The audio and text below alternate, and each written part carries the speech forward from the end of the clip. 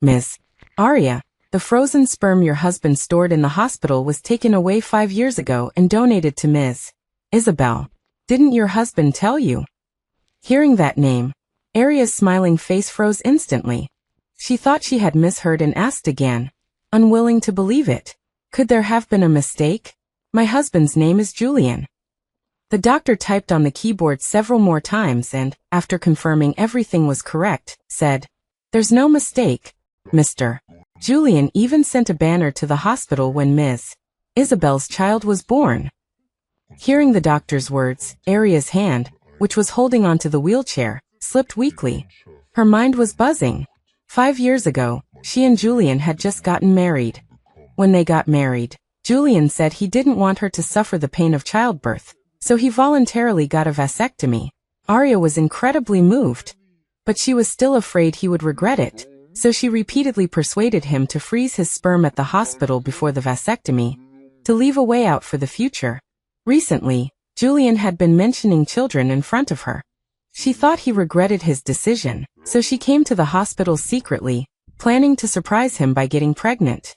But she didn't expect him to give her a surprise first. The name Isabel sent a chill down her spine. Isabel was Julian's childhood neighbor. Julian had secretly loved her for 15 years. When he learned she was going abroad, he prepared a grand confession, but was rejected. Aria was the one who accompanied Julian through that low point, warming him with her sunshine-like personality, and then they got married. Aria thought he had really fallen in love with her, and had let go of Isabel. But now she realized that he had never let go of Isabel. She was just a self-deceiving joke. Seeing her face turn pale instantly, the doctor asked her a few worried questions. Aria forced a smile, saying she was fine, and controlled the wheelchair back home. She entered the house distractedly, thinking no one was home, but she heard the sound of glasses clinking from the balcony. "Julian, are you really going to get a divorce? Aria has been with you for 5 years. Don't you have any love for her at all?" Julian's lazy voice sounded. "Isabel needed me to get married back then to stabilize her marriage. Now that Isabel doesn't need it anymore, I don't want to delay Aria any longer. I only married her because I felt guilty. Does Aria know that you and Isabel have a child? She loves you so much. She definitely won't agree to a divorce. If you really divorce, I think she will definitely turn around and leave, and you won't be able to find her. You'll regret it." Julian laughed dismissively. "She doesn't need to know about the child. The other day I told her that the company was in crisis, and we might have to get a fake divorce for a while. Once she's used to it, I'll tell her the truth. She'll understand. Besides, with her legs like that, where can she go?" Hearing his words, Aria's mind went blank. A fake divorce? She thought he was really in trouble, and even took out her hidden dowry to give to him. But she didn't expect that it was all a lie. Aria's throat tightened, and her heart ached like it was being pricked by needles. She was still planning a future with children with him, planning how to surprise him on their wedding anniversary. But he had already excluded her from his life, summarizing her 10 years of unrequited love and 5 years of marriage with a single word: guilt. She thought she had finally gotten her wish, but she was just a part of their love affair. Looking at her temporarily paralyzed legs, remembering the pain she suffered to save him, she only felt incredibly stupid. Aria frantically pounded her legs, tears falling uncontrollably onto her thighs. The sounds on the balcony stopped instantly. Aria froze, unsure how to face them, and turned the wheelchair back towards the door. A moment later, Julian came over, a look of surprise in his eyes, his gentle words overly attentive. "Aria, when did you get back? Why didn't you ask me to pick you up? What did the doctor say?" Aria looked at his eyes, which were full of love, and her eyes couldn't help but turn red again. Julian panicked immediately, reaching out to wipe her tears. "What's wrong?" "It's okay. If they can't be healed, I'll take care of you for the rest of my life." Aria stared at him intently, wanting to see if there was even a hint of love in his eyes, but ultimately she didn't dare to look all the way, and shifted her gaze helplessly.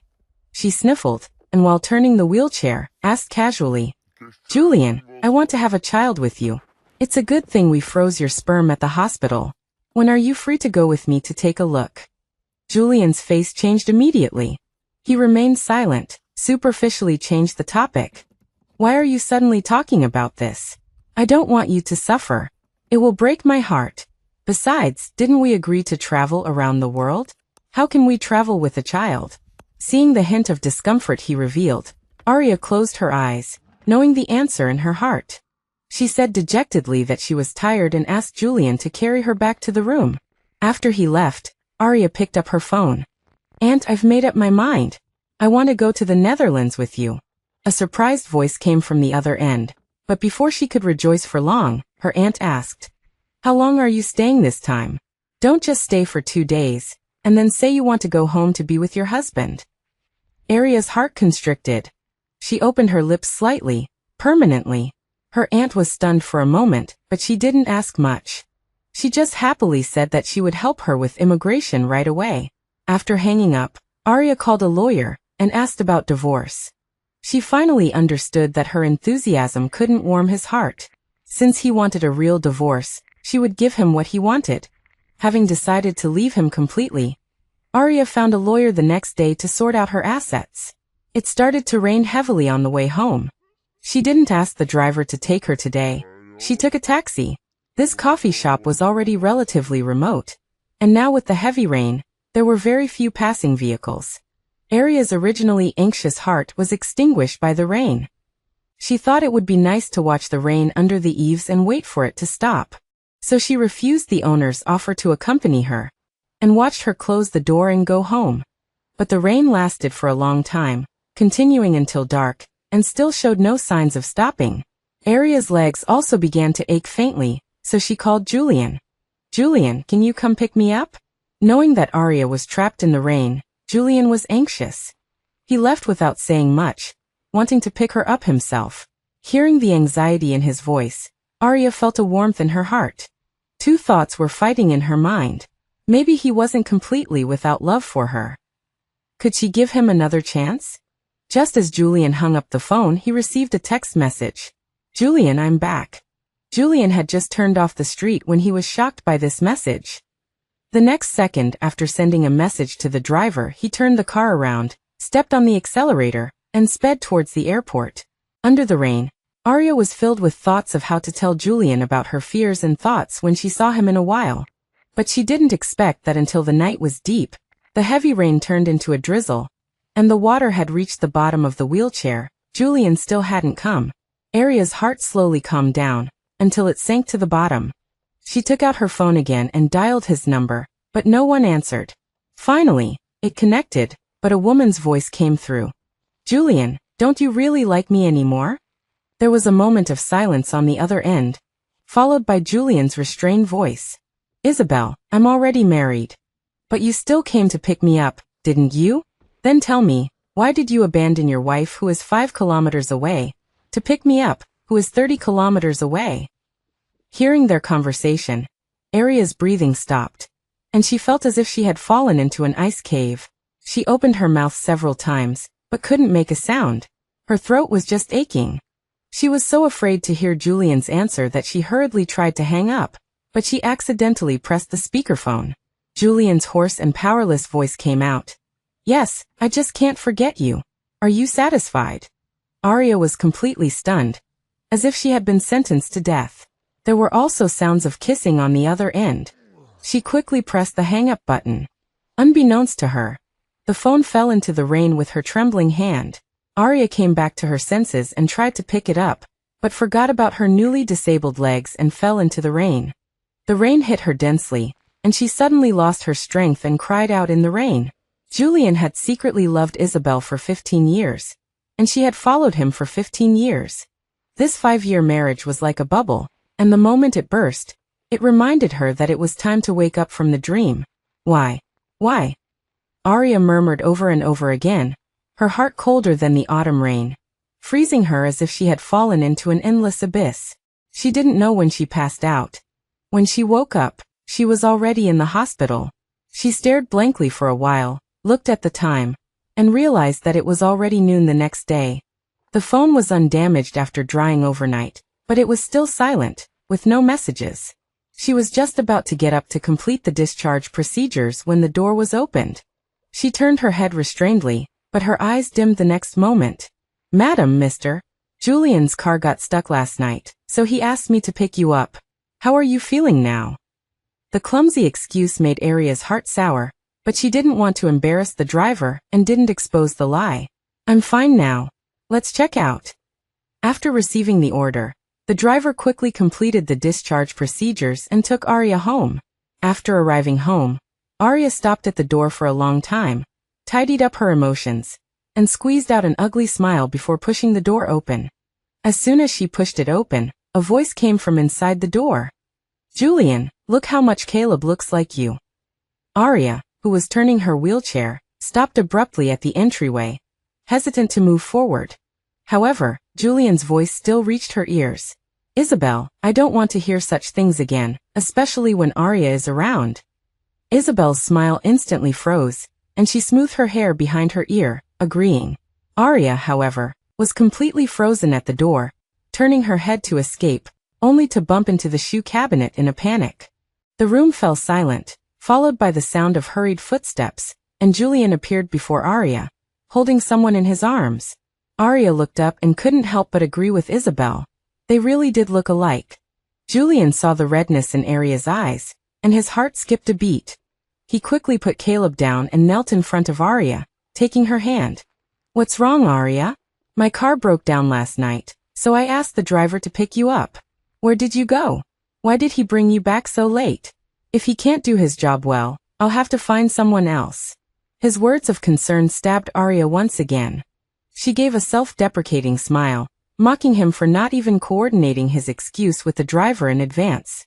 She thought she had long accepted everything and wouldn't feel hurt anymore, but unexpectedly, her heart still ached.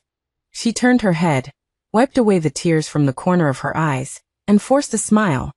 Why bother with a driver? I went to see a friend.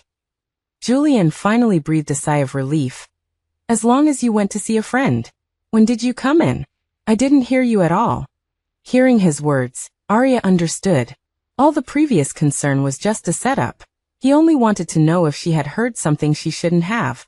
Aria instantly turned cold, pulling her hand away and calmly saying, I just came in. I didn't hear anything.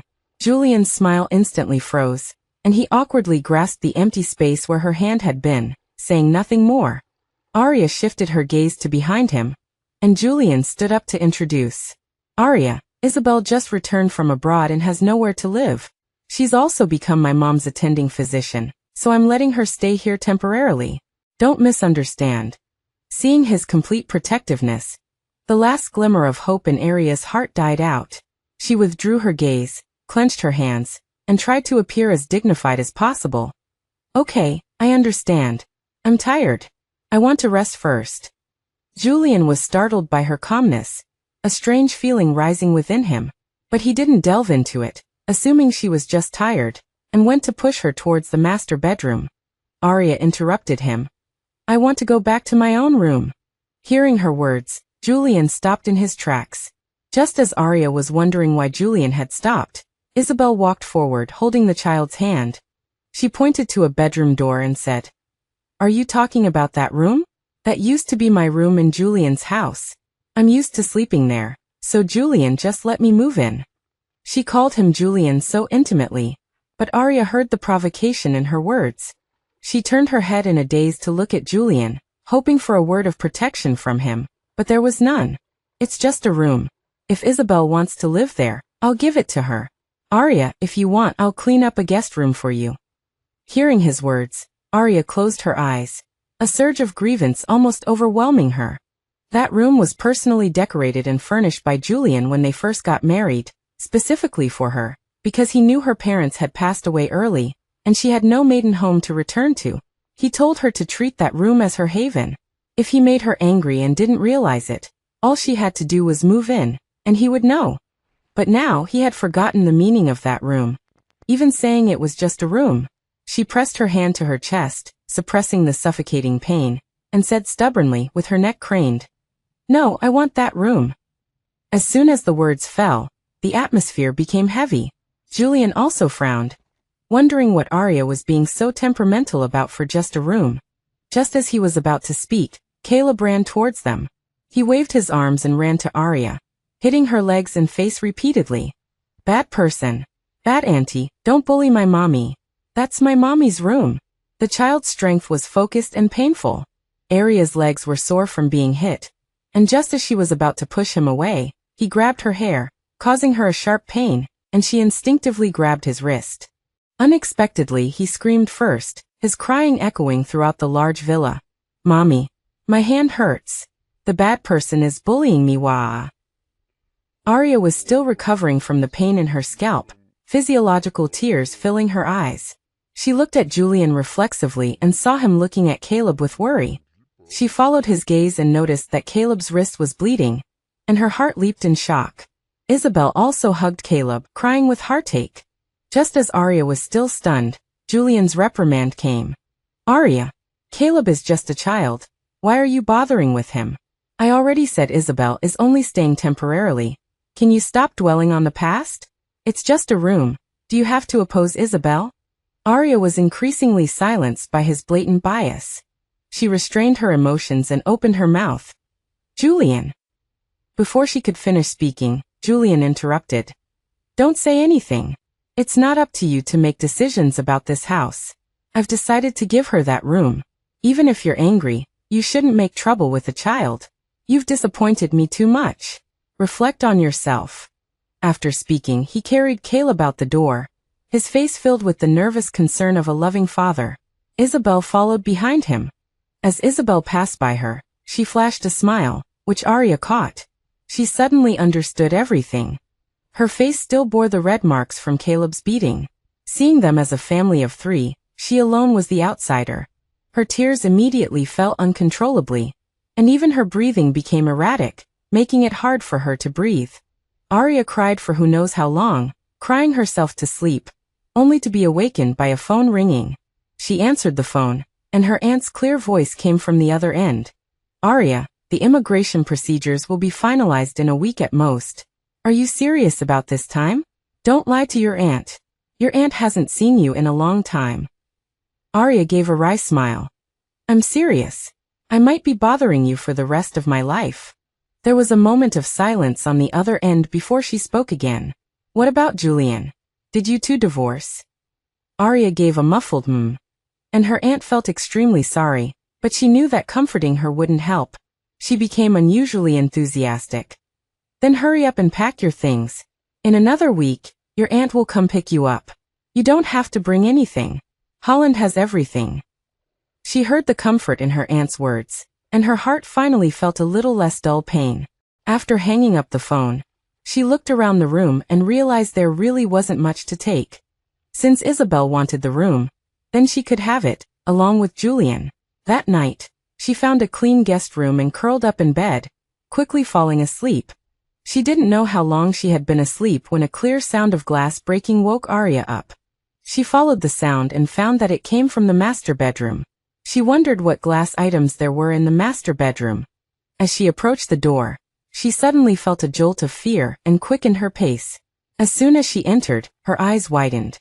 What are you doing? The room was littered with broken glass. The wedding photo that should have been hanging on the wall was now tattered. Caleb was happily stomping on her face in the photo, muttering vulgar language as he stomped. Isabel looked over with a provocative expression, not taking Aria seriously. She turned her head and instructed her son. Caleb, do you still want a daddy? If you do what mommy told you to do. Caleb obediently said and then picked up a lighter, igniting the diary in his other hand. Aria's pupils shrank and she shouted loudly, Don't! She rushed to stop him, desperately turning her wheelchair, but Caleb seemed to be teasing her, running around so she couldn't catch him. Aria was sweating anxiously. When she finally caught up, the diary was nothing but ashes. Aria carefully picked up the only remaining corner, unable to stop herself from sobbing. That was her parents' only memento, a diary that recorded their short lives. She glimpsed her parents' lives through those words, gaining a little comfort in her lonely teens. After marrying Julian, she brought it to this house. She originally wanted to lock it in the closet, but Julian said that with him around, no one would dare touch it. But he didn't keep his word, and now he allowed others to break in and burn the only item she had to remember her parents. She clenched the piece of paper, no larger than half her palm, and looked at Isabel with bloodshot eyes. Isabel, is this how you teach your child? Destroying other people's belongings without their permission? Have you ever taught him what manners are? But Isabel, who had been looking so smug, now had red eyes. Caleb has never had a father since he was little. I raised him alone. You can say whatever you want about me, but Caleb is still young. Are you going too far by saying that to him? I'll apologize to you, okay? Arya frowned as she looked at her, suddenly sensing a gaze. She turned her head and saw Julian with a dark face. She was stunned for a moment. Julian had already approached. Arya, he's just a child. Why do you have to bother with him again and again? Isabel even conceded and gave you the room. Are you only satisfied if you drive them out? Arya looked at the impatience on his face, and her heart ached. She held up the remaining scrap of paper, trying hard to suppress her sobs. Julian, do you know what he did? Before she could finish speaking, Julian raised his hand and knocked the piece of paper away, his eyes filled with annoyance. So what if he burned a notebook? What boy at this age isn't mischievous? Do you have to make such a big deal out of it and keep harping on it? If you want it, I'll buy you 100, 1,000. Is that enough?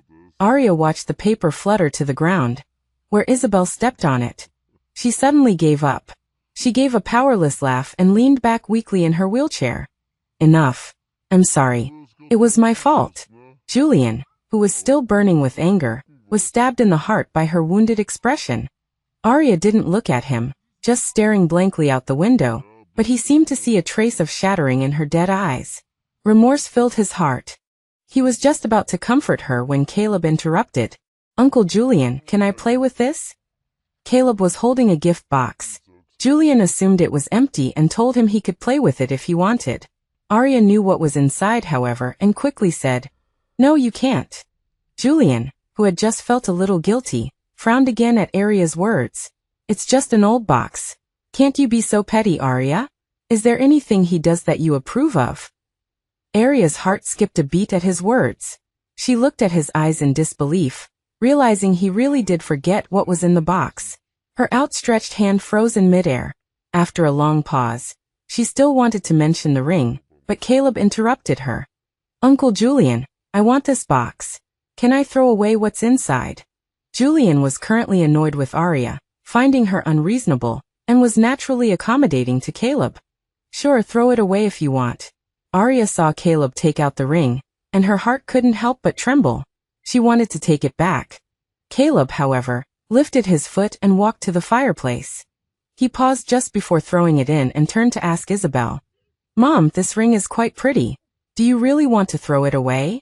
Isabel's face changed. She didn't dare look at Julian and desperately blinked at her son, signaling him to throw it away. Julian heard there was a ring inside, and was also shocked.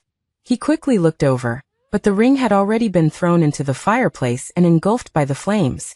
He immediately looked at Arya, opening his mouth several times but not knowing what to say.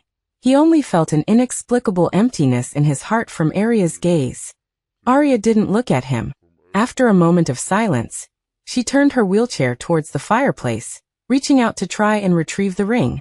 The fireplace had just been lit, and the fire wasn't big, but it was still hot enough to make Arya hiss in pain. Julian felt a pang in his heart. He stepped forward to pull her back, but Isabel moved first, walking in front of Arya. She lightly hit Caleb a few times, then looked at Arya with tearful eyes. I'm sorry. It's all my fault for not disciplining the child. I apologize to you on behalf of the child. Tell me how much the ring cost, and I'll save up and buy you a replacement. Arya stared blankly at the hypocritical Isabel, saying nothing. Isabel glanced at Julian out of the corner of her eye, and saw that his eyes were still on Arya. A hint of ruthlessness flashed in her eyes. The next second, she knelt on the ground with a thud. It's all my fault. Please forgive me, Arya. If you're really angry, then hit me. With that, she forcibly grabbed Arya's hand and slapped her own face with it. Arya couldn't break free. A clear slapping sound rang out, and Isabel's face immediately turned red. Not satisfied with this, she released Arya's hand and started slapping herself repeatedly, saying I'm sorry with each slap. Arya frowned at this spectacle. Just as she was about to tell her to stop acting, Julian pushed Isabel away. The wheelchair wasn't locked, and the forceful push sent it sliding straight into the desk behind her. The back of the chair hit the corner of the desk, and Arya fell sideways onto the floor. Julian hadn't expected himself to be so strong. His eyes widened in shock. He took a couple of steps forward, but Isabel grabbed him. He turned and saw Isabel's swollen face. In the end, he hardened his expression, only pulling Isabel into his arms protectively. Then, he glared at Arya coldly. Arya, Isabel has already apologized to you. Why are you still being so unreasonable? It's just a ring. Did you have to go and pick it up to embarrass Isabel? Arya lay awkwardly on her side on the floor, her burned hand hitting the floor, causing her to momentarily lose her voice in pain. The numbness in her legs left her lying on the ground like a cripple. She propped herself up a few times but ultimately fell back down. The feeling of helplessness made her eyes redden in an instant. Julian's heart twinged. He was about to help her up when Caleb grabbed his hand. Uncle Julian, it's all my fault. Caleb was wrong. Holding Caleb's small hand, Julian's heart softened, and he hardened his heart towards Arya once more. Since you enjoy making things difficult for others so much, get up yourself. I'll see how tough you can be. Arya watched Julian step on the torn wedding photo, as if he was stepping on her heart, leaving her with no hope. She didn't want to love him anymore. Not even a little. Arya lay on the ground for a long time before finally struggling back into her wheelchair. The once cozy bedroom was now a mess, but Julian didn't seem to see it, only remembering her unreasonable behavior. Arya chuckled lightly, as if mocking herself. The next second, she dialed her lawyer's number. How much longer will the process take? Attorney Miles was pleasantly surprised and quickly said, I was just about to call you. The process is almost complete, and I've drafted the agreement. Let me know when you're free, and I'll send it over to you. Arya unconsciously dug her nails into her palm. It turned out that their 5-year marriage could be completely over in less than 5 days. She suppressed a trace of lingering affection in her heart, and told the lawyer to send it over tonight. Unexpectedly, just after it arrived, she was called away by Julian to attend a family banquet before she even had a chance to read it. Julian's family didn't like Arya, and Arya rarely attended family banquets. She didn't know why Julian insisted on calling her this time. She finally understood why on the way to the banquet. Arya, Caleb is just a child and likes to move around. I'll hold him and sit here. You don't mind, right? The special fixed seat in the back seat that was once reserved for Arya was now occupied by Isabel, and next to her sat Julian. She didn't even glance at Julian, but after a moment of silence she said, I don't mind. You can sit there. Julian was surprised by her attitude, surprised that she didn't pester him. He got out of the car, wanting to help her into the car. Arya, however, endured the pain of her burns and used all her strength to lift herself into the passenger seat. Julian hurriedly went to help her fold up the wheelchair, but Arya subtly avoided his hand and quickly folded it up herself. Julian looked at his hands, which had repeatedly failed to help, and felt a sense of loss in his heart. But the next moment he felt like he had been embarrassed and hardened his expression again. The car drove on, and Arya remained silent in the front, forming a stark contrast to the friendly family atmosphere in the back. After listening for a long time, she finally learned that it was Isabel who had suggested bringing her to the family banquet, with the good intention of improving their relationship, but Julian clearly knew that she and Julian's family had never gotten along. Yet, just because of Isabel's words, he had gone without hesitation to do it. She saw the gentle look on Julian's face through the rearview mirror, and felt a pang of bitterness in her heart. So that's what he was like when he loved someone, not a feigned gentleness, but a natural affection. Arya self-abused herself by looking for a long time until her face was wet with tears. She snapped back to reality and realized that tears were streaming down her face without her even realizing it. She quickly turned to look out the window, closed her eyes, and pretended to sleep, allowing the tears to slowly dry in the wind. This time, Julian's family banquet was still the same as always. Those who usually came, and those who didn't all returned for the banquet. The large and small family filled 5 tables, and Arya only recognized a few familiar faces. She originally just wanted to be a quail and endure it this time, but Isabel mentioned her several times. I've been living abroad for a long time, and I only found out that Julian was married when I came back. Let's all raise a glass to her and thank her for taking care of Julian for the past 5 years. Isabel had grown up with Julian, and the people at the table were even more familiar with her than Arya. So even though they didn't really like Arya, they still raised their glasses at Isabel's suggestion. Arya felt like she was facing a formidable enemy. Even the smile was forced. She raised her glass and drank it all as a sign of respect. Her alcohol tolerance was never good, and her face turned pale after drinking it. But Isabel didn't plan to let her off so easily. That won't do. So many people are toasting you. How can you only drink one glass? You agree, right, Julian? Julian looked at Arya's cold face and grunted heavily. It's not often that you come here. Who are you giving that face to? If you dislike Julian's family so much, then why did you marry me in the first place? Arya was stunned by his words. He was the one who proposed in the first place. The next second she laughed. What was the point of arguing about these things now? They were getting divorced anyway. She was about to say that she wouldn't stay any longer when Isabel stood up and supported her wheelchair. Arya has difficulty moving around. Let me help her. I'll make sure she toasts everyone properly, right, Arya? Arya opened her mouth to refuse, but Julian directly agreed for her. Arya, don't refuse a toast only to be forced to drink a forfeit. The words that Arya had been brewing in her mouth were immediately swallowed back. Facing the mocking gazes of Julian's family, she ultimately didn't refuse. Isabel pushed her, toasting each table and each person, even making her bow down to the younger generation. Every time she hadn't even finished swallowing, Isabel would hand her another glass of wine. Arya felt her stomach burning, and her bladder was also swollen. She interrupted Isabel several times, whispering that she wanted to go to the toilet, but Isabel ignored her, whether intentionally or unintentionally. Finally, after finishing the toasting, Arya was pushed back next to Julian, her head spinning terribly. She hadn't even sat down for a second before turning her wheelchair, wanting to go to the toilet, but she found that the wheelchair was stuck and wouldn't move at all. She glanced at Isabel, who was chatting and drinking with people, and her eyes became a little gloomy. Arya took a breath and patted Julian on the shoulder. He immediately looked over with a questioning look, but before Arya could speak, Isabel walked over with a wine glass. Julian, there are a lot of people I don't recognize. Can you quickly introduce me to them? With that, she pulled Julian to another table. By this time, the family banquet was half over, and there were only a few people left at the table. Everyone had gone to catch up.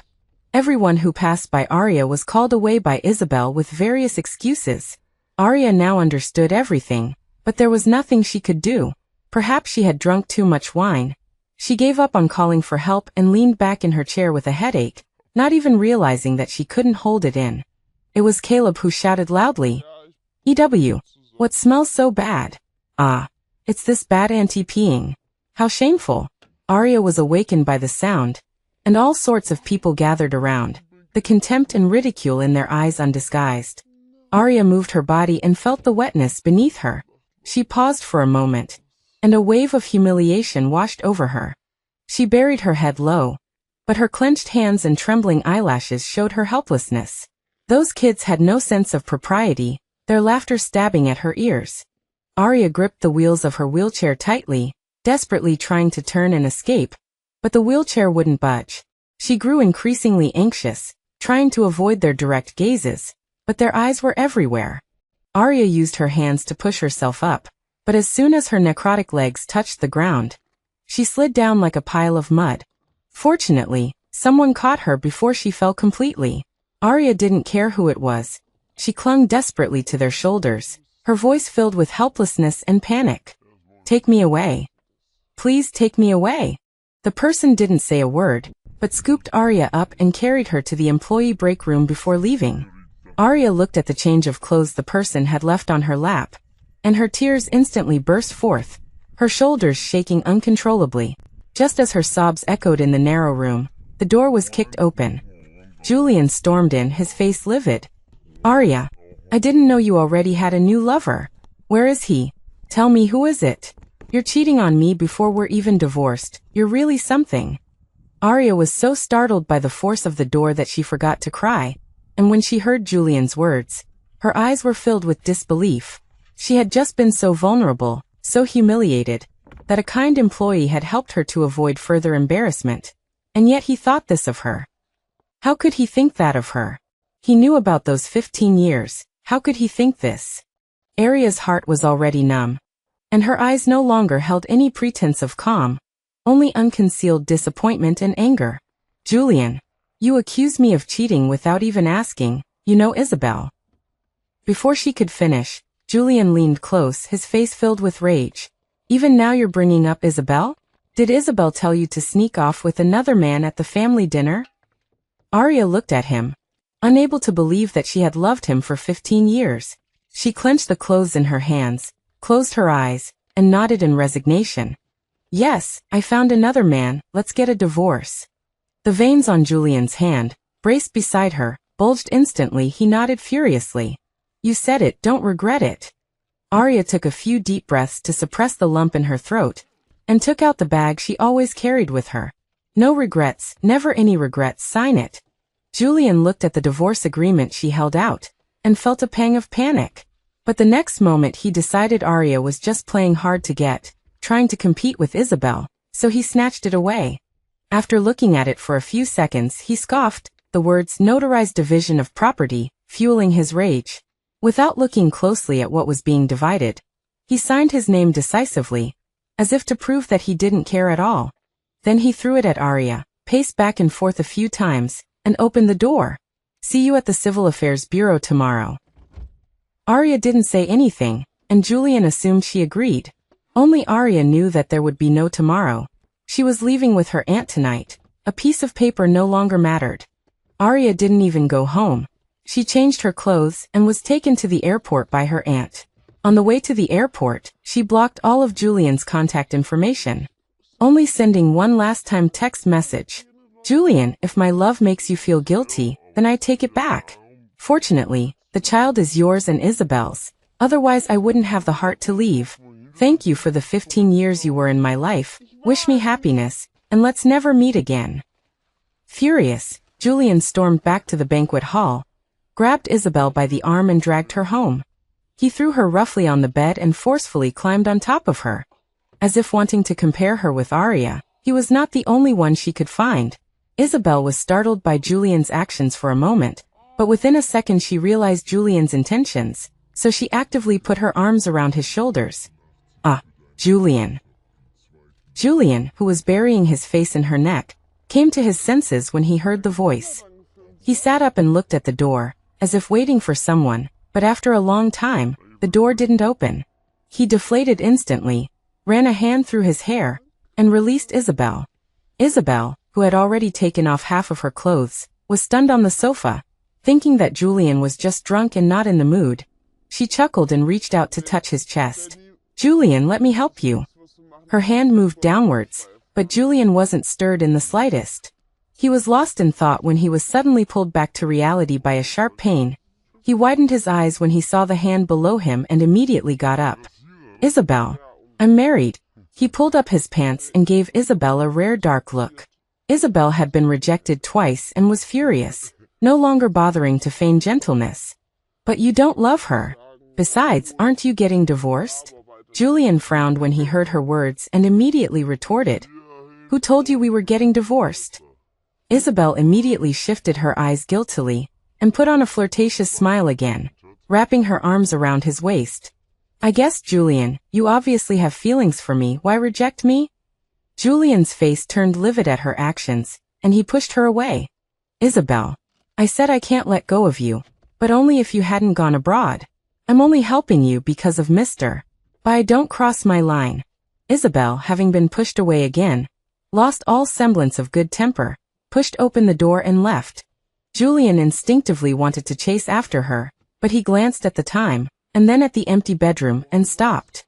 He tossed and turned all night, never hearing the sound of that door opening again. Julian felt a wave of frustration. He knew he should send Isabel a message to ask where she was, but his mind was full of how Aria still hadn't returned.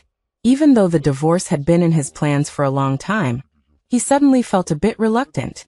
He attributed this to withdrawal symptoms, and finally fell asleep in the early hours of the morning, only to be awakened by a nightmare. In the dream, he saw Aria marry another man and have children with him. Julian woke up covered in sweat, not feeling the expected relief, but only anger. He looked at the empty house and realized that Arya hadn't come back all night, a hint of panic suddenly rising in his heart. He felt that something was wrong, but he glanced at the time and didn't think too deeply about it. At 10 o'clock in the morning, he arrived at the Civil Affairs Bureau on time, took a number, and sat in his car waiting for Arya to appear. But number after number was called, until the sun began to set. Julian still hadn't seen Arya. Yet this didn't annoy him, but instead made his gloomy heart a little brighter. As the Civil Affairs Bureau closed, he threw away the last number he had taken, smiled, and turned the steering wheel to go home. He knew that Arya was reluctant to divorce him. She had been so fierce last night. He had thought she was finally standing up for herself. He drove with one hand and cheerfully took out his phone to call Arya. He intended to forgive her this time. As long as she didn't see that man again, he wouldn't hold it against her. Julian had completely forgotten his previous plans to get a divorce, and was only waiting to hear that familiar voice. But when he called, he found that he had been blacklisted. A trace of doubt flashed in his heart, but then he immediately understood. Arya was definitely shy and didn't know how to face him. Julian simply didn't call again, intending to wait for her at home. Anyway, she couldn't stay away forever. But when he got home, he found the driver, who was on leave today, standing anxiously at the door. As soon as Julian got out of the car, the driver rushed up to him, carrying a large pile of things in his hand. Julian was confused by these familiar items, but before he could speak, the driver spoke. "Mr. Julian, something happened to Miss Arya." Driver Chen was an old man, and tears welled up as he said those words. But Julian's face was dark. "If you can't speak properly, then you don't need to work." Chen was always perceptive, but today he didn't shut up and leave as usual. Instead, he wiped away his tears and continued to speak. He took out the things in his hand to show Julian.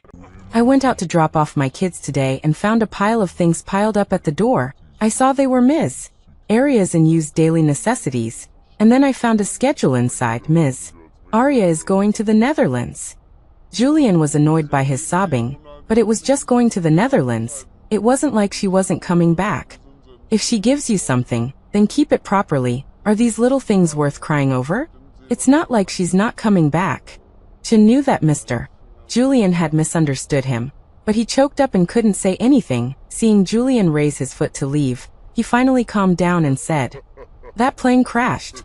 At the same time Miss Arya was supposed to leave." Julian, who had just touched the doorknob, froze instantly and turned around in shock. "What did you say?" He grabbed Chen by the collar, making Chen's face turn red. "If you dare talk nonsense again, I guarantee you won't be able to survive in Shenzhen." Chen stood on tiptoes, taking out something from his pocket. "I'm not talking nonsense. This is..." Before he could finish, Julian snatched the paper, and his pupils contracted when he saw the familiar handwriting. He stumbled, and the paper fell to the ground. "Impossible. Impossible. What if she wasn't on that plane? I think you really don't want to work anymore." Ever since Chen became his driver, he had been deeply cared for by Ms. Arya and knew of Arya's love, so even at the risk of being fired, he still spoke up. "I thought so too at first, but I checked last night's flights and found there was only one to the Netherlands. I was even thinking, what if Ms. Arya didn't leave? I waited at the door early this morning and found she hadn't returned and her phone. I can't get through." Julian suddenly remembered the phone that was always unreachable, and a wave of fear washed over him. He shook his head, his eyes bloodshot. "Impossible. I don't believe it. It can't be. Arya made plans with me yesterday to meet at the Civil Affairs Bureau. How could she go to the Netherlands without a word?" Chen was surprised at Julian's reaction. He had thought Mr. Julian didn't love Ms. Arya, especially after Ms. Isabel came back. He didn't even pretend to care about Ms. Arya. But seeing him struggling to get into the car, pulling at the door several times without opening it, he realized he was wrong. Chen drove Julian to the airport like a whirlwind. All the way, Julian's heart kept sinking, his mind filled with Arya's tears from yesterday. He kept praying that Arya was alright, constantly refreshing the news on his phone. The plane crash was being hotly discussed all over the internet, and he was only seeing it now. Seeing the news that none of the crew or passengers survived. His heart ached and his hand trembled as he swiped the phone. Julian closed his eyes, clutching the phone, and tears dripped onto the screen. He suddenly remembered that Arya had once set up location sharing for him. He quickly opened it, but found that the location had disappeared, as if the person had never existed. Arriving at the airport, he froze in the hall. The broadcast was announcing the list of victims, and the last name was shockingly Arya. In that instant, Julian seemed to lose all his senses, unable to feel any sound around him. His feet were numb and rooted to the spot, unable to move forward.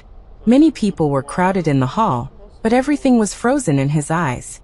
His ears could only hear Arya in the broadcast, his eyes could only see that familiar name on the big screen.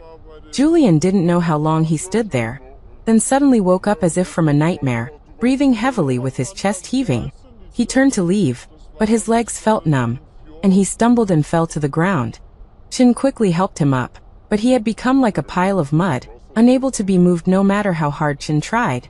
Julian was oblivious to everything around him. He only knew that his heart was aching so much he could hardly breathe, and his head was hurting as if he was being electrocuted. "Arya," he murmured unconsciously, but no one responded. Julian instantly recognized the reality. The repeated broadcasts were like a sharp knife, slicing him apart piece by piece. He suddenly slammed his fist on the floor twice, and finally got up. Chin looked at the zombie-like Julian, and the tears he had just dried flowed again. He quickly stepped forward to support Julian, and took him back to the car. On the way back, Julian was silent, staring out the window without blinking. When he got home, he reverted to his original state, calmly telling the driver to go home. Before leaving, Chin took a few more looks at him, making sure he was really okay before turning and leaving. But as soon as Julian entered the house, seeing everything familiar, he couldn't hold back any longer. A flood of sadness poured into his heart, making him unable to maintain his composure. He leaned helplessly against the sofa, covering his red eyes with his arm. Unless you looked closely, you wouldn't notice his gradually damp sleeves. Isabel, who had been waiting at home for a long time, had not noticed. She had sent the children away and waited for a long time in sexy lingerie, finally waiting for him to return. Julian heard the noise from the bedroom, jumped up in an instant, but didn't dare to go over, only staring at the door. When he saw the door open a crack, his breathing became heavy. He had a vague expectation and fear in his heart, but the door stopped. He waited for a long time, finally mustered the courage to push open the door. But his heart turned gray when he saw the person in the bed. Isabel didn't see his red eyes. She only believed that Julian definitely had feelings for her, and that she had to seize the opportunity. So she tiptoed, step by step, towards Julian. When Julian saw the familiar bed but not the familiar person, his face immediately turned cold. When Isabel's hand touched him, he roared, "Enough! Isabel, didn't I tell you I'm married? If you insist on this, then I'll help you find a new house." Isabel froze at his words, her face flushed with anger, but she didn't dare to lash out, and could only sullenly return to the room. After she left, Julian ripped off the bed sheets and threw them into the trash can, then turned and threw himself heavily onto the bed. Smelling the familiar scent on the bed, and the familiar furnishings in the room, Julian didn't restrain himself any longer, and cried out in grief. In the dim bedroom, his phone suddenly rang, and Julian, hearing that familiar ringtone, instantly forgot to cry. The next moment, he quickly picked up the phone, and when he saw that the sender was Arya, he cried out in pain while holding the phone, but with a smile on his lips. He wiped his tears and opened the message, but was cast back into hell the moment he saw it. Julian's mind buzzed, filled with disbelief and helplessness. How could Arya know about the child? He remembered that he had ordered the hospital to block all information. Seeing the words "never see each other again" in the message, Julian's heart felt like it was being cut by a dull knife, causing him continuous pain. But as long as Arya was still alive, he was excited and his hands were trembling. He was about to call to ask her where she was, when he suddenly saw the notification above that this was a scheduled message. The fire that had just been ignited in Julian's heart was extinguished again. He wiped his eyes, staring fixedly at those words, until he was finally sure that he had not misread. His heart jumped and endless guilt overwhelmed him. It turned out that he had forced Arya away, that he had caused her to go to the Netherlands overnight. She had known about the child for a long time, But she hadn't said anything, just silently enduring it herself. Julian remembered Arya's several attempts to test him, and now understood that she had actually given him opportunities. If it weren't for him, Arya wouldn't have been on that plane that crashed. Arya. It's all my fault. He felt a pang of pain in his heart, and large tears fell from his eyes. He now knew that he felt more than just guilt towards her. The surging love was about to swallow him whole at this moment. He threw away his phone and howled in pain. He didn't know how long he cried, but Julian finally fell asleep in exhaustion. In his dream, he dreamed that Arya was unharmed, telling him that she had just gone on vacation. He watched her get on the plane with his own eyes, and then the plane crashed before his eyes. Arya. He woke up with a start, the sky was bright, and the room was empty. Julian suddenly came back to his senses, smiled bitterly, and answered the phone that had woken him up. Is this Mr. Julian? I am Ms. Arya's divorce lawyer. I have received the divorce agreement. When are you free to discuss the transfer of property? Hearing the lawyer's words, Julian wondered when they had gotten divorced, then remembered the divorce agreement he had signed that night. He frowned, unable to believe that the divorce agreement was real. Hello. Are you listening? Julian rubbed his brow wearily and replied. 1 hour, I need to see you. An hour later, Attorney Miles arrived at the villa with a pile of documents. Julian was now in a state of exhaustion, his eyes bloodshot. He opened the refrigerator and saw the little cake that Arya had bought, and his eyes reddened again. He turned his head away, his throat rolling as he swallowed the sob. He took a can of beer and sat down dejectedly in front of Attorney Miles. He remembered the property notarization. At that time, he was extremely angry, thinking that Arya had been plotting for so many years only for his money. Now he thought, if she wanted it, he could give her everything, as long as she came back. Mr. Julian, Ms. Arya asked me to handle the property division, giving you her old house and 80,000 yuan in her bank card. She only wants the ring she gave you before you got married, which is equivalent to leaving empty-handed. Do you have any objections? Hearing the lawyer's words, Julian stopped drinking and looked at the lawyer in disbelief.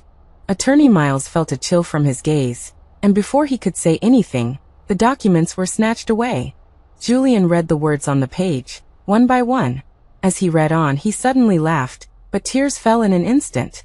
Tears dripped onto the paper, and Julian could no longer laugh. Why are you so stupid? She had already known about his betrayal, and also knew. Her eyes clearly showed Arya's signature agreeing to the voluntary transfer of property. He couldn't be wrong. Attorney Miles pushed up his glasses, interrupting his emotions. The transfer documents are here, you just need to sign. Miss Arya asked me to collect the ring for her. She will come to pick it up when she has time. Julian was awakened by Attorney Miles' words, and was puzzled. Ring? What ring? Attorney Miles was also stunned, and immediately took out a picture of the style that Arya had given him. Ms. Arya said it looks something like this, with an inscription on the inner circle. Julian saw the photo and his memories instantly returned. He ran into the bedroom, opened the bedside table drawer from memory, and when he saw the box, he felt a sense of familiarity. He took out the box and opened it, only to find that it was empty. Julian thought he had the wrong place and pulled open several drawers, but found no other box. When he pulled the last drawer, he suddenly jolted, turned his head to look out the window, and then collapsed to the floor as if his strength had left him. Julian, what have you done? Ah. He punched his face repeatedly, his mind replaying Arya's soulless gaze out the window that day.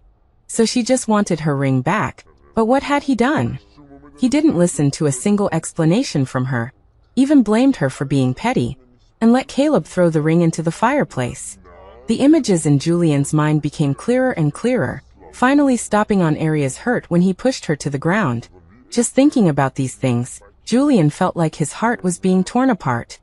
I'm sorry, Arya. Julian pounded his chest, remembering everything from the past, realizing what he had done wrong.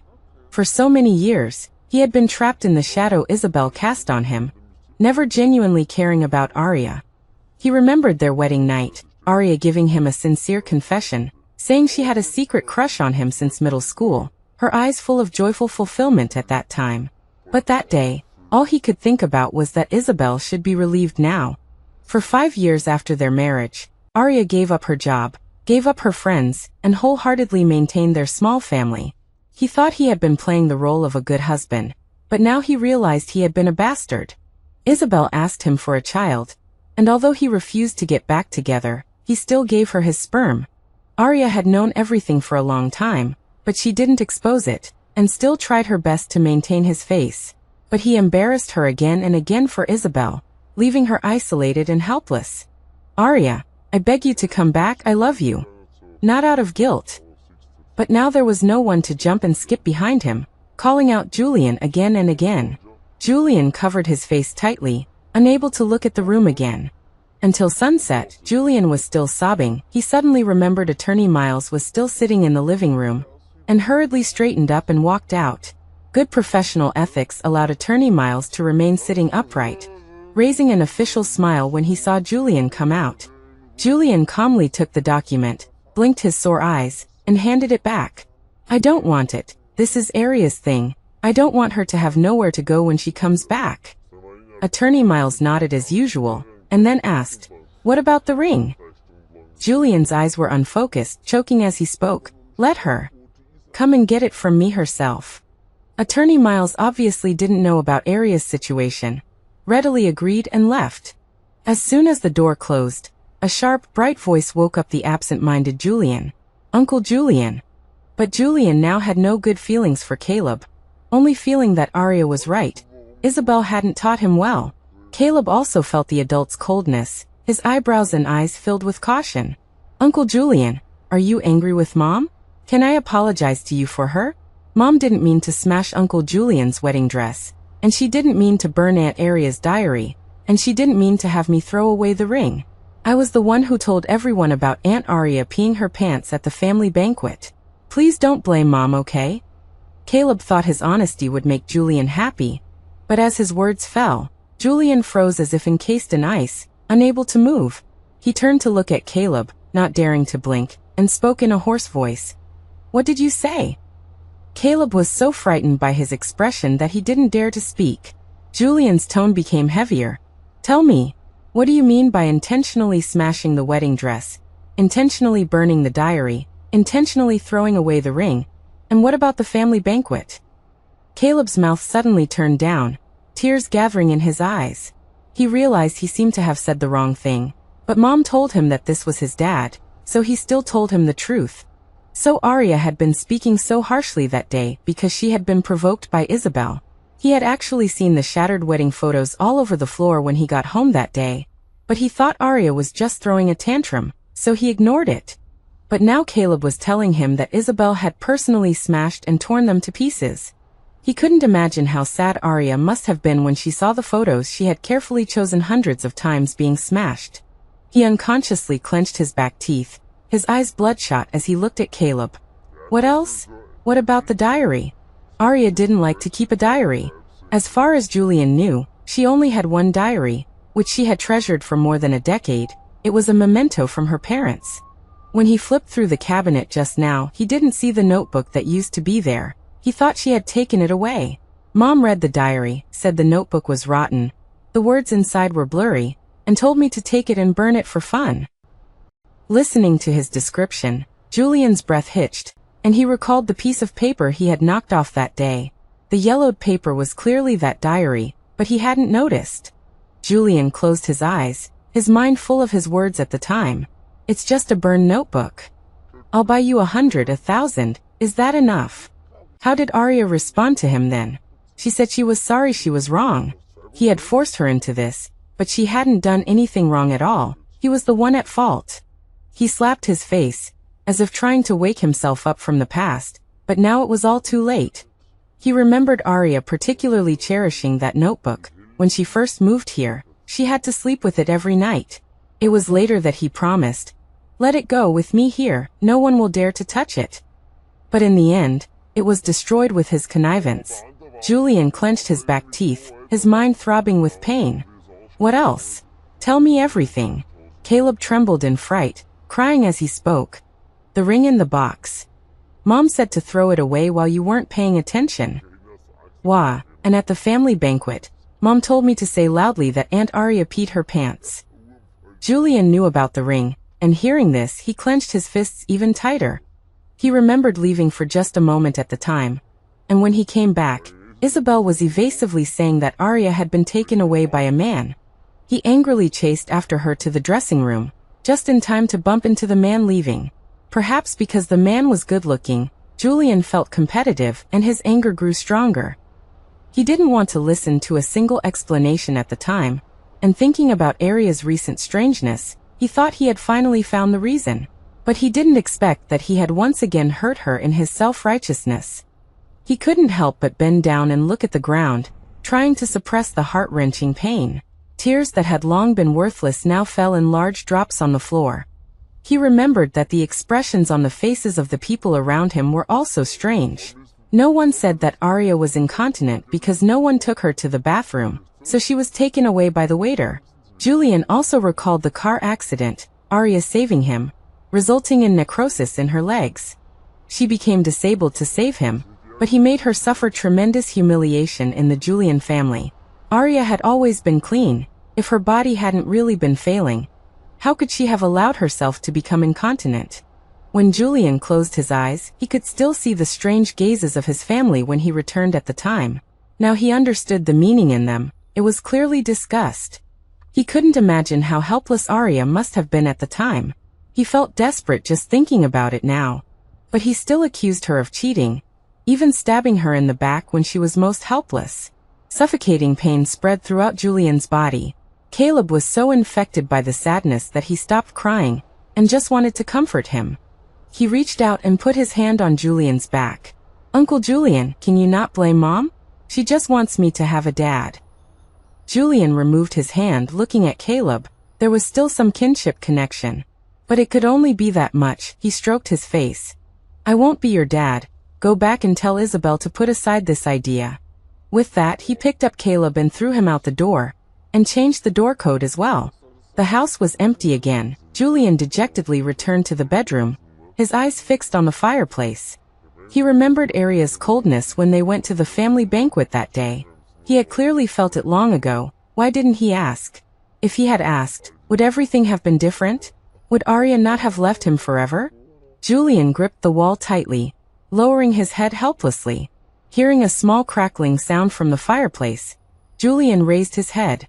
In that second, he walked to the fireplace like a madman, putting his hand straight in.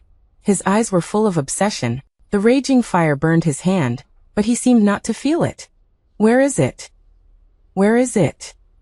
The veins on Julian's neck bulged. His forehead was covered in sweat, but he still didn't stop, just groping on his own. The pain in his hand reminded him of the wound on Arya's hand before getting in the car that day. So she was in so much pain at the time.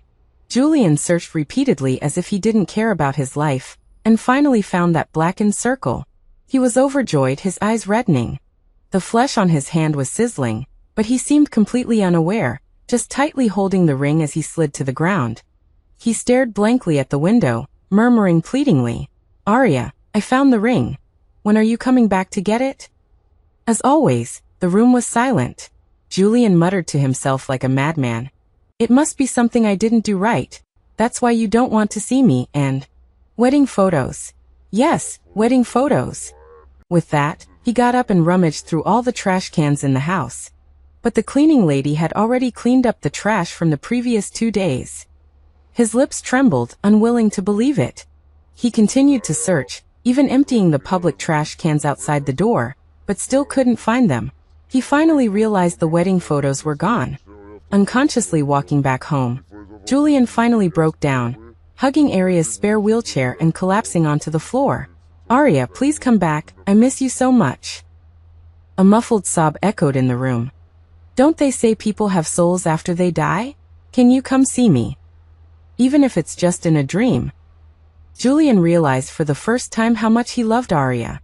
Now his mind was filled with Arya's laughter, her tears, and her mischief. He used to confidently believe that Arya couldn't live without him, but now he realized that he was the one who couldn't live without her. Just thinking about the days ahead, without her presence, caused him excruciating pain. Perhaps he was too tired. He finally had a peaceful sleep that night. When he woke up, he perked up a little, tidied himself up, and went straight to the hospital to find Isabel. Thinking of her as the instigator of all this, Julian's eyes filled with ferocity. He went straight to her office, and after a cursory glance, thinking no one was there, he was about to leave when he heard a voice from the corner.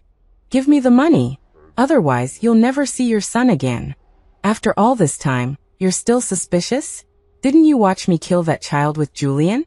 Don't you know if Caleb is your child?" Julian stopped in his tracks and quickly hid behind the door.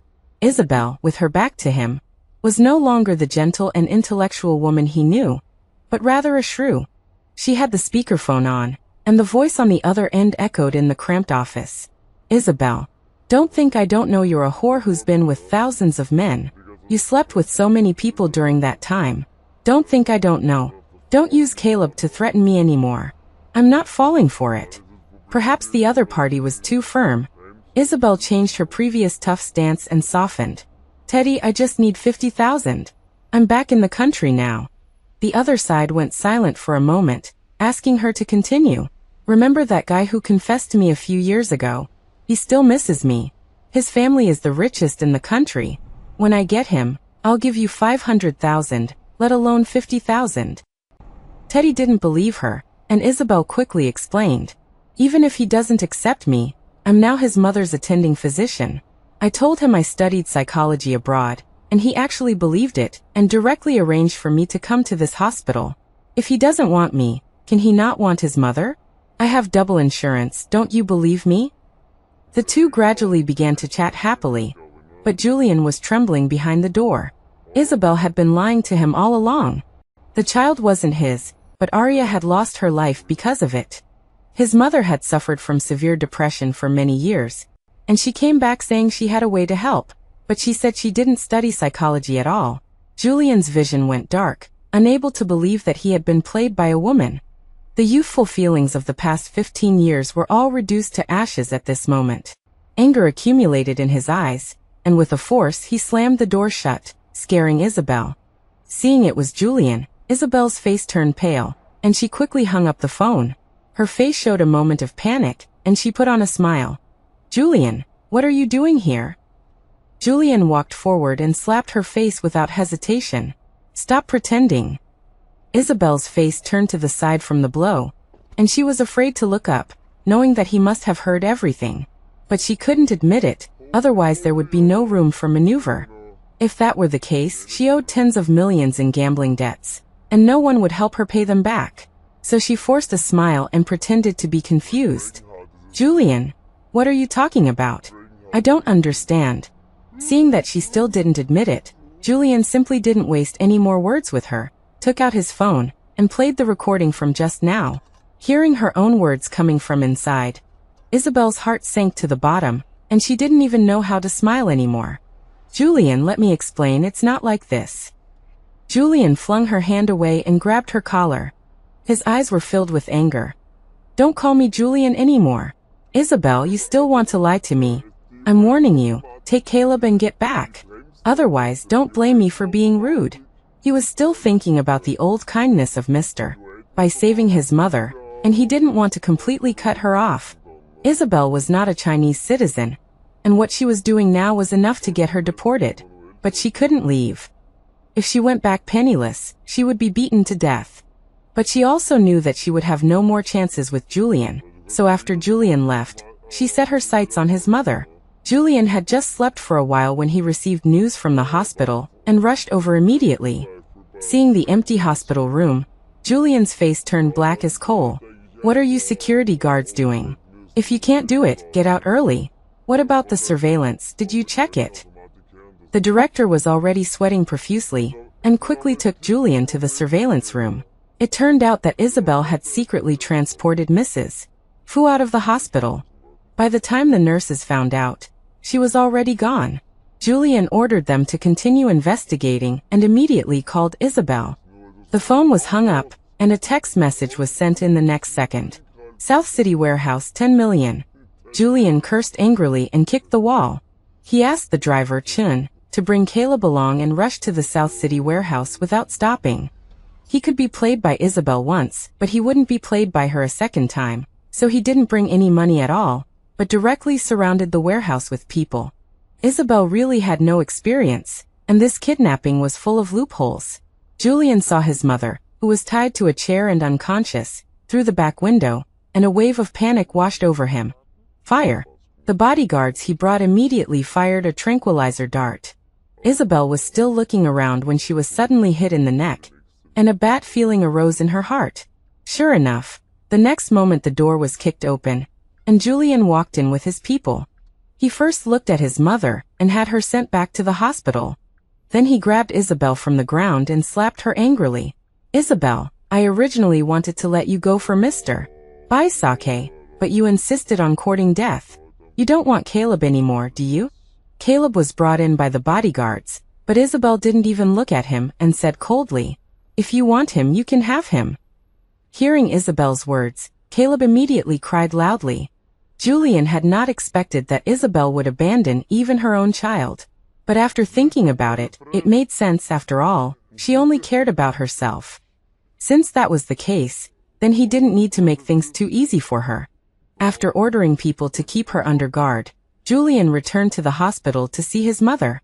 When he arrived at the hospital, he learned what inhuman treatment his mother had been subjected to during this time. Seeing the bruises and purple marks on his mother's body, Julian felt a pang of heartache and tightly grasped her hand. Mrs. Fu had been suffering from insomnia for many years due to depression, but recently she had been able to fall asleep every day. Julian had thought that Isabel's treatment was effective, but he didn't expect that it was because she was giving her electric shocks every day and feeding her sleep aids that were extremely harmful. Seeing all of this, and thinking about Aria's departure, Julian's hatred for Isabel grew deeper. He took his mother home, and decided to find a family doctor for long-term treatment himself. As soon as he settled his mother, he took people to the basement. Isabel had already been sent in. The person on the ground hadn't woken up yet, but Julian couldn't wait. Isabel was awakened by bucket after bucket of ice water. Before she could adjust to the cold water, her hands were pressed into scalding boiling water.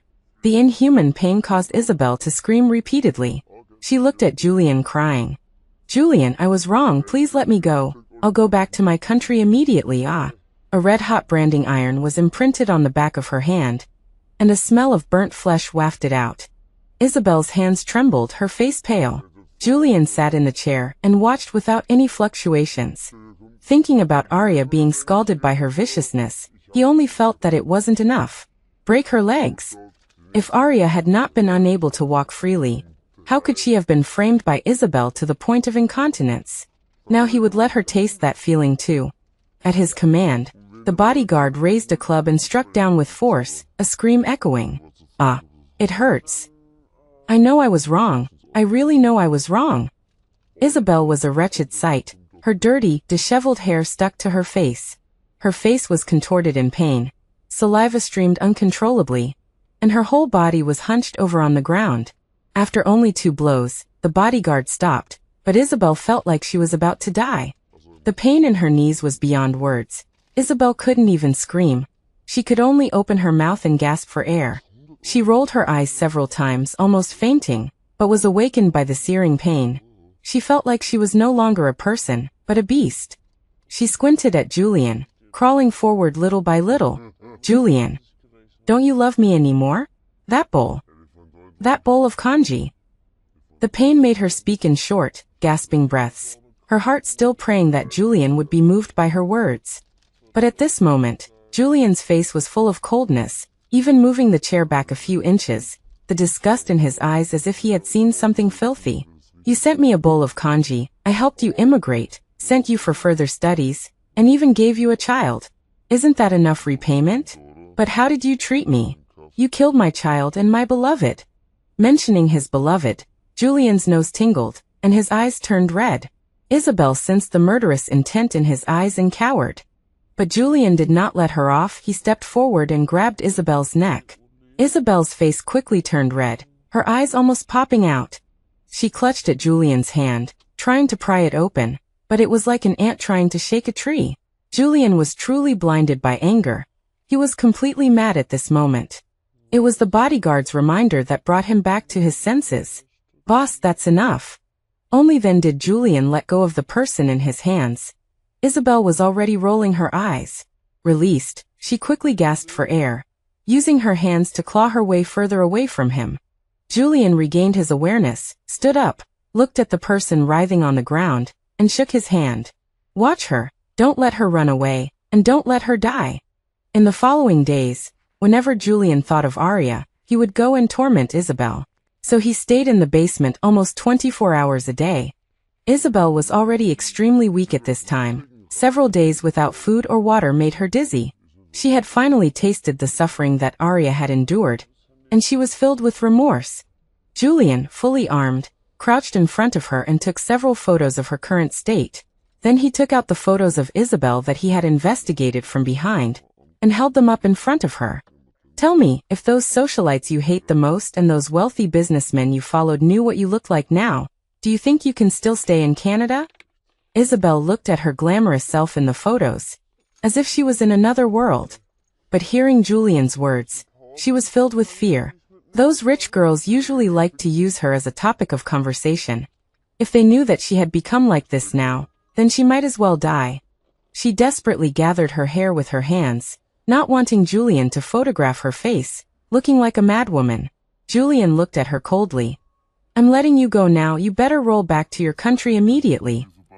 Isabel, who had finally been granted a pardon, trembled. No, I don't want to go, I don't want to go. She was now a cripple, and going back would not only mean that she would have no money to earn, but she would also be ridiculed. She didn't want to. But Julian was obviously just informing her, ignoring her request, and ordered the bodyguard to throw her onto the street. Having lost the pleasure of tormenting someone, Julian fell into extreme emptiness once again. The airline informed him to attend the victim's funeral tomorrow, but he felt a sense of avoidance. He felt that if he didn't attend, Arya would still exist in this world. Late at night, he hugged the clothes that Arya used to wear, and just as he fell into a beautiful dream with Arya, he was awakened by the ringtone of his mobile phone. Julian, come to the main family compound. Second uncle's voice on the phone was very serious, which made Julian, who was already annoyed by being woken up, even more irritated. Arya didn't like Julian's family, not only because Julian's family didn't like her, but also because of Julian's family's attitude towards Julian.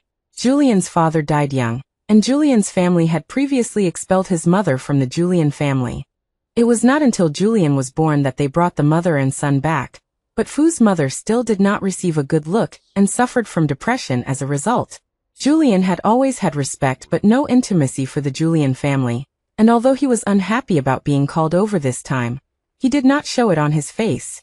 But when he returned to the Julian family, his dissatisfaction was revealed on his face. Isabel was sitting in a wheelchair, with Caleb standing beside her. Today, she was no longer as weak as she had been in the past few days. Her eyes were full of determination. As soon as Julian stepped into the living room, he was scolded by second uncle. Kneel down. Julian's expression was calm, and he picked a sofa to sit down. Second uncle was so angry at this scene that his face turned livid. You unfilial son. You don't even want your own biological son. Do you want your father's branch to be extinct from now on? Hearing second uncle's words, Julian only found it funny.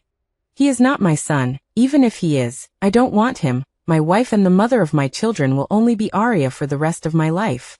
Everyone present looked at each other in disbelief at his words, and looked at Isabel. Isabel was prepared, and second uncle remained unmoved. You're still lying. The proof of sperm donation is here, and the paternity test is written clearly. You still want to deny it. How did the Julian family have a troublemaker like you?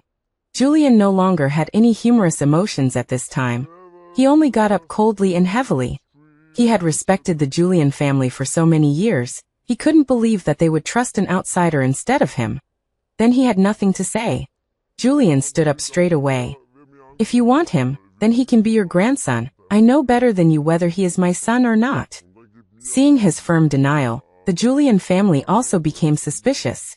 At this time Caleb ran to Julian's feet, crying and wailing. My mother is lying, my father is not Uncle Julian.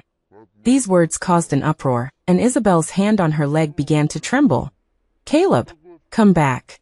Caleb shuddered and closed his mouth, retreating back to her side. Second uncle also became suspicious at this time and stared at Isabel. Isabel, I believe you, but let's do a paternity test in front of me, so that everyone will be convinced. Isabel's face was pale, but she still nodded. Second uncle immediately called the family doctor, but Julian turned and left. A sudden change occurred, and Caleb's cries were earth-shattering. Isabel was now holding a knife against his neck. Give me 10 million. Otherwise, I'll kill the Julian family's grandson. The paternity test is here. Why don't you believe it? She was completely crazy at this time, and Caleb's neck was already bleeding. Seeing that the scene was silent, Isabel thought she was about to succeed, but in the next second, she was knocked to the ground. The people of the Julian family had seen a lot of the world, and had long been able to deal with this kind of thing with ease. The moment Isabel fell to the ground, a piercing pain came, and she suddenly laughed. Julian, since you don't love me anymore, why did you come to pick me up and favor me? It's all your fault that I'm like this now. You won't have a good death. In her curses, Julian sent her to prison and she was sent back to Canada. As for Caleb, Julian planned to send him to an orphanage, but a childless couple from the Julian family voluntarily adopted him.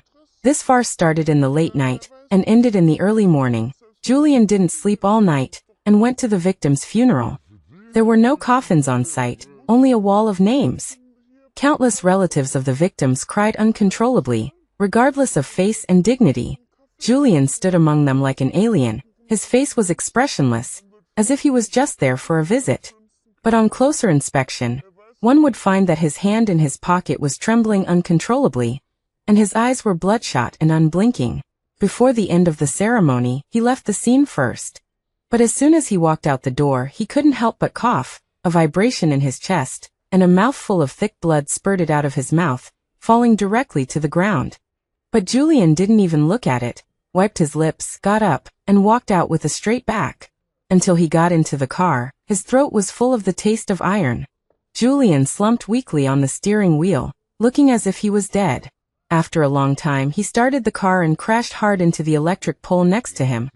The moment he passed out, he seemed to see Arya coming to pick him up. 3 years later. Mr. Julian, I have booked a 10 o'clock flight tonight. Would you like to go home? The new assistant, Lou, didn't know he had already touched Mr. Julian's taboo. That is, everything related to Holland should not be mentioned in front of Mr. Julian. Listening to the assistant's words, Julian rubbed his brow and stared blankly out the window. Holland, he hadn't heard of that place in a long time. It felt like a lifetime ago. The car accident didn't let Julian leave as he wished. It only turned him into a cripple. From then on, he became a different person, a work machine. 365 days a year, he never rested. His net worth had multiplied several times, but he still lived in the old, dilapidated apartment in the urban village. Lost in thought, the car had already arrived at his door. Julian tapped his fingers on his knee. Go straight to the airport. Coincidentally, this flight was the same one Arya had the accident on. Julian closed his eyes and lay back in his seat. The world outside the window was pitch black. He even thought inappropriately, what if things happened again? That way he could die in the same grave as Arya. But things didn't go as he wished. He had just dreamed of his first meeting with Arya when the plane arrived. The assistant was somewhat surprised to see Mr. Julian's bewildered expression. He thought Mr. Julian was always cold. Through the car window, Julian also saw his exposed emotions. He quickly composed himself and got out of the cabin calmly. Stepping onto Dutch soil, he felt a trace of fear and expectation. In the past 3 years, he had gradually accepted the fact that Arya was gone, but now that he was in Holland, he began to deceive himself. Arya was actually still alive. They were just separated for a few years, and he was here to see her now. The autumn wind blew. Julian's eyes red the moment he stepped onto the ground. He lowered his head and walked quickly. Haley! Suddenly, a voice rang out in the quiet crowd. Julian stopped abruptly, his eyeballs trembling violently. His eyebrows furrowed, and he looked towards the source of the sound with caution and a hint of anticipation. But the crowd was crowded, and he couldn't find anything. In that instant, his heart turned cold, and a self-deprecating smile appeared on the corner of his lips. Julian turned his gaze back and raised his foot to continue walking, but was swept by a gust of wind coming towards him. He quickly dodged, but the next second he froze in place. Why are you wearing so little again? Do you believe I'll tell your uncle to beat you up? Oh, it's called fashion, what do you know? In the crowded hall, the two people in front of Julian were joking with each other as if no one else was around. At this moment, Julian stood up straight, took his hands out of his pockets, and stood woodenly in place, not even daring to blink. The person he had dreamed of for the past few years was right in front of him. He was afraid that if he blinked, she would disappear again. So Julian forced himself not to move until tears streamed down his face, but the two people in front of him raised their feet and walked forward. Julian immediately regained his senses and quickly caught up with the people in front. His eyes were full of anxiety, and he almost slipped several times. Arya. After only a few steps, just like he had dreamed many times, he grabbed her wrist. But this time, Arya didn't disappear as soon as he grabbed her. He firmly held the warm flesh in his hand. Looking at the person who was still there, Julian's breathing almost stopped, his eyes full of disbelief. Arya turned her head in confusion, and before she could see who it was, she was pulled into someone's embrace. She was about to struggle when a familiar scent filled her nose, and her raised hand froze in the air. Julian used all his strength, as if he wanted to rub her into his body. Arya, is it really you? I miss you so much, he asked cautiously. Arya felt a stream of heat flowing into her neck. She shuddered and wanted to push him away. Julian was afraid it was a dream and didn't dare to let go at all. Instead, he hugged her tighter. Haley, who had been watching with her arms folded, finally reached out and forcefully pried Julian's hand away. Pervert! Let go of my aunt. Arya also put her hand on his chest and pushed him away with force. Julian's embrace was empty. He lowered his head and sniffed, then slapped himself twice. When he looked up again, he realized he really wasn't dreaming. The joy of being reunited after loss filled his heart. His hands and feet trembled uncontrollably, and even his eyelashes were covered with water droplets. Am I dreaming, Arya? You're really still alive. Uncle, are you being silly from being on the plane? We've already gotten off the plane. Wake up. Before Arya could speak, Haley tiptoed and shouted loudly in Julian's ear. Julian was completely awakened by the shout. He took a deep look at Arya and then couldn't wait to hold her hand. Arya quickly dodged, and Haley stood in front of her. What are you doing? You're not allowed to hit on my aunt. Julian helplessly withdrew his hand. Hearing the words in her sentence, he raised an eyebrow. Aunt. Haley raised her neck. Yes. Julian looked at Arya. Arya had already changed from her initial surprise to calmness. Julian, you. Before she could finish speaking, Haley's loud voice rang out again. Uncle. Hearing this address, Julian felt an ominous premonition rising in his heart. Arya also immediately turned her head and put on a sweet smile. Why did you come in? Roman put away the keys in his hand and touched her head. I waited for you for a long time and you didn't come out, so I had to come find you myself. Seeing the scene in front of him, Julian's initial joy was instantly doused with a basin of cold water. Roman looked at the person in front of Arya and asked suspiciously, This is? Arya did not introduce Julian to him, but took Roman's hand and opened her mouth to Julian. Julian, this is my love. With one sentence, Julian instantly lost his ability to think. He opened his mouth in disbelief. Love? Arya nodded calmly, and then turned and walked away without waiting for him to reply.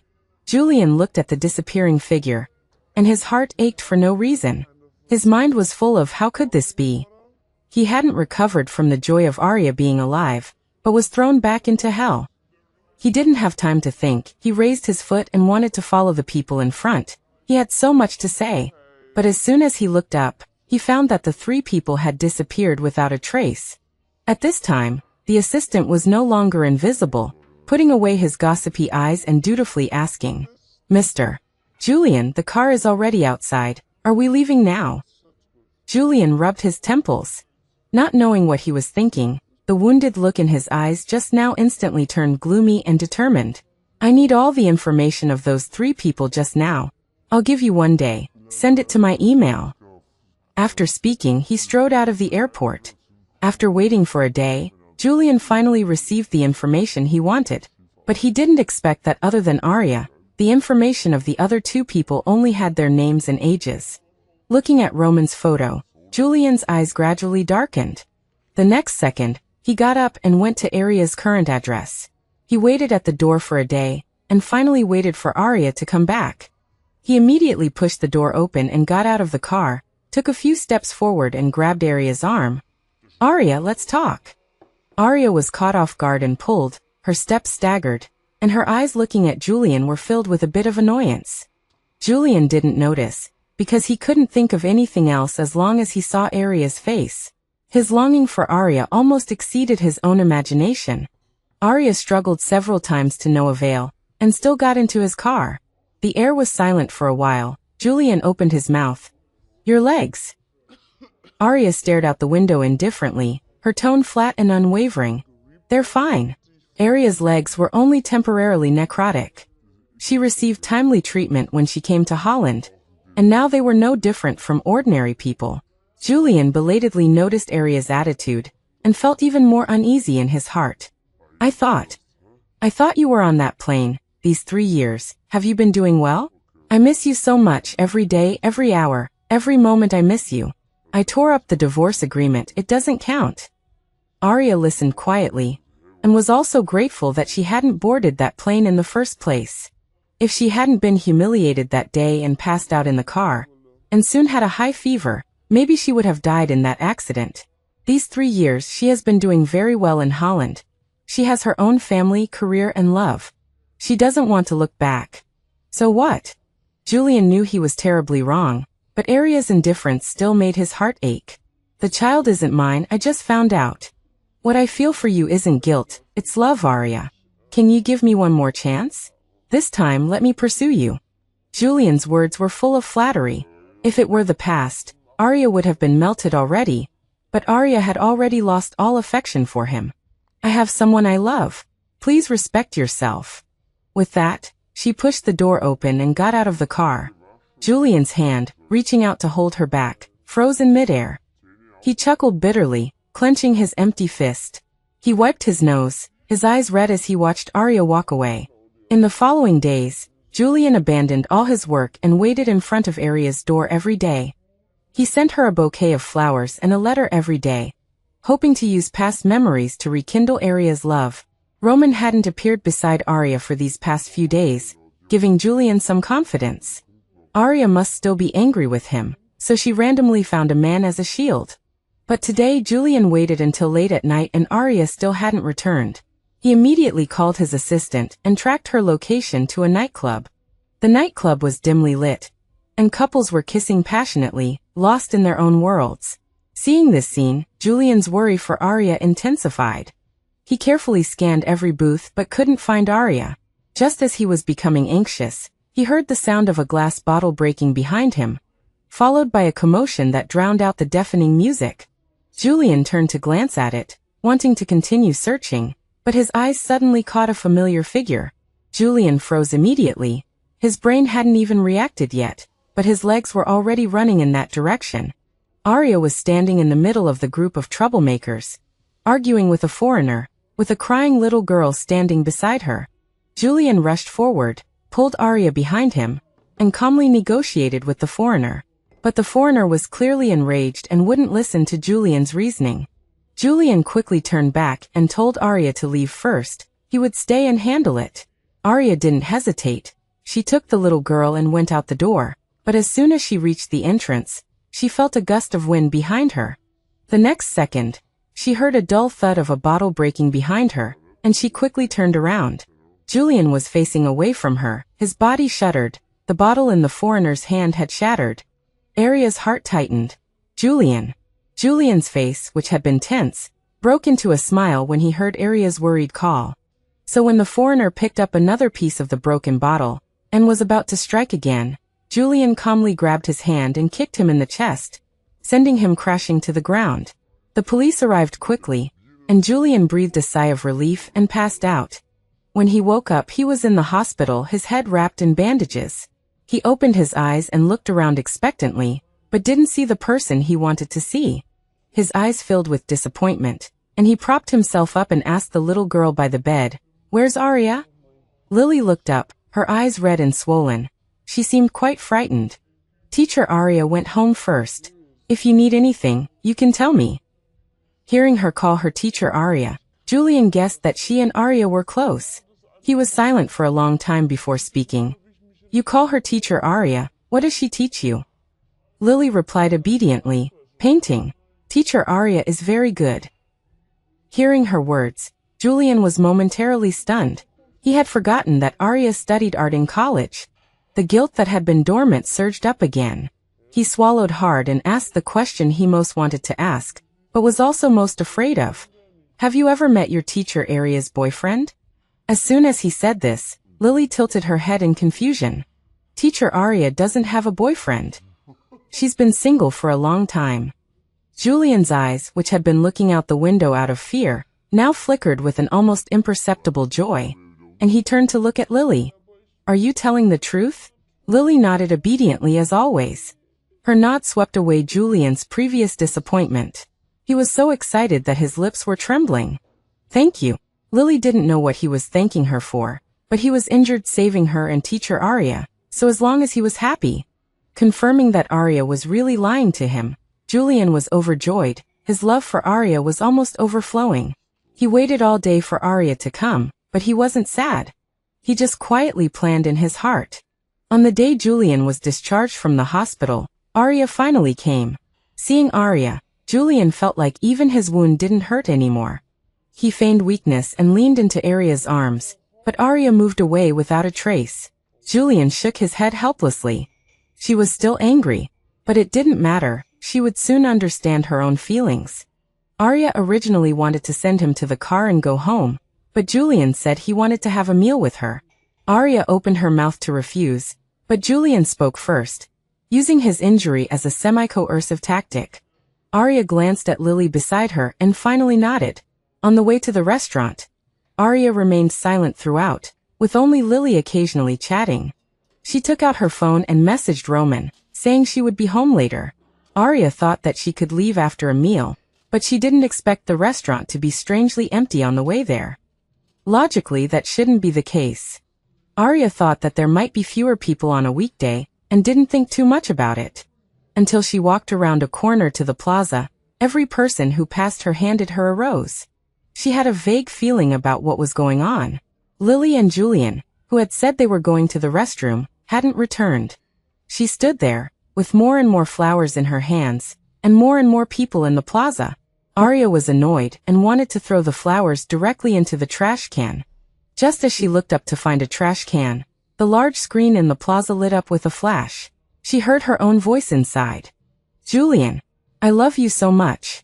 Julian, happy wedding. Julian. Every sentence about Julian was said by her in the past. Those days were so distant that they seemed like a past life. The video played snippets of her past, making Arya's nose tingle with bitterness. Suddenly the screen went dark, then lit up again the next second. This time it was Julian's voice. Arya, I love you so much. Arya, I'm so lucky to have met you again. I owe you the past 30 years. Can I use the rest of my life to make it up to you? The flowers in Arya's hand suddenly slipped to the ground. She lowered her head, uninterested in the large screen. Her phone rang repeatedly, and she took it out to see that her WeChat moments were exploding. Julian had spent a lot of money to broadcast the video on screens all over the city. Everyone was watching this grand declaration of love. But Arya felt a surge of anger, her heart sinking to freezing point. Finally, the large screen stopped on Julian's sentence. Arya, I love you. Can you forgive me? The crowd around her started to chant, weakly at first, but then louder, urging her to forgive him. The crowd moved closer and closer, finally opening up a path in front of Arya. The man who said he was going to the restroom, now wearing a white tuxedo and holding a bouquet of everlasting roses, walked towards Arya with shining eyes. Arya watched everything indifferently, feeling no sense of involvement. Julian knelt on one knee, raised the ring box in his other hand, and opened it. Arya, I got the ring back. Can you give me another chance? The familiar ring box contained the restored plain band, only it looked much smaller than before. If you looked closely, you could even see the traces of burning on the band. Seeing the ring, Arya widened her eyes in surprise. Seeing her subtle change, Julian pressed his advantage. You don't need to give me an answer right now. You just need to give me a chance and I'll do the rest. You just have to watch. The crowd started chanting again. Give him a chance. Give him a chance. The noise made Arya feel like she was being roasted on a fire, and she felt annoyed.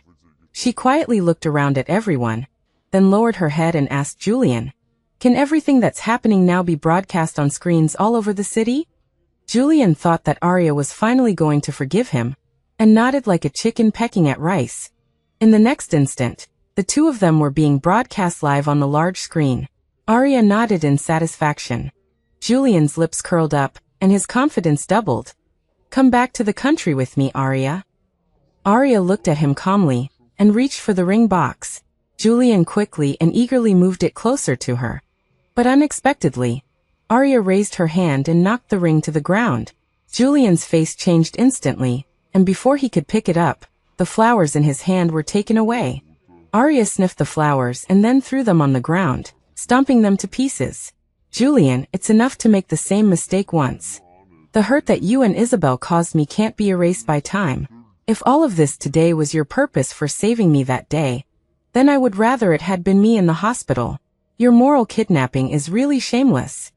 Julian's heart sank with Arya's words and he stood up. Arya continued, "I don't want your love, and I don't want to give you my love either. Do I have to repeat it? I don't love you anymore." Julian asked anxiously, his voice choked with emotion. "If you don't love me, why did you hire someone to pretend to be your lover to make me jealous? If you don't love me, why do you still feel sorry for me when I get hurt?" Arya was speechless, too lazy to even explain. Her eyes only filled with indifference. Julian panicked, grabbing her hand. "Are you still angry with me? It doesn't matter. I'll show you that I've changed. Don't say such things, I beg you, Arya." Arya forcefully pulled her hand away, said nothing, and turned to leave. The crowd tried to stop her, and her face darkened completely. "Get out of the way." Arya knew that this was how things would turn out. She wouldn't have secretly married him if she had known it would cause so much trouble. Roman was the man who carried Arya out of the family banquet back then. She didn't expect that she would meet him, her first acquaintance in the Netherlands, so coincidentally. He had seen her at her most embarrassing moment, and Arya, being thin-skinned, had avoided him many times. Later, Roman found the best doctor to treat her legs, and she lowered her guard a little. After letting down her guard, she realized that Roman was really good. Roman was a few years older than her, cold on the outside but warm on the inside, and his care for her was meticulous. She belatedly realized that Roman had actually been pursuing her all along, and there weren't so many grievances between them. But Arya had never accepted his pursuit because she was disabled and didn't want to be a burden to anyone. Julian made her afraid to encounter love again, but this time was really different. Roman kept all his promises, and even her aunt admired him very much. So after Arya's legs recovered, she turned around and proposed to Roman.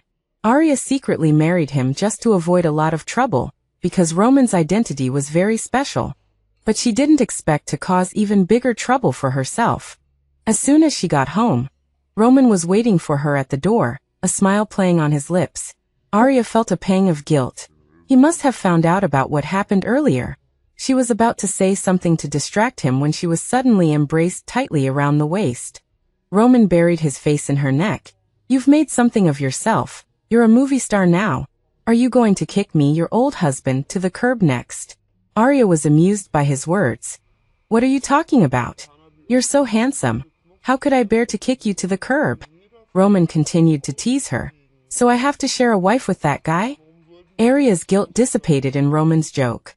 She kissed him to show her comfort and didn't mention the matter again. "Why did you come home so early today?" Roman stopped teasing her and touched her head. "There's an auction tomorrow, and the painting you wanted is there.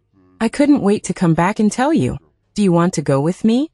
Arya wanted a painting by a very niche artist. The artist only had 2 paintings in total, and they particularly suited her taste. She had obtained one of them by accident many years ago, but it had never appeared on the market since. Now that the artist was active again, she had to go no matter what. She arrived a little late, but just in time for the painting to be exhibited.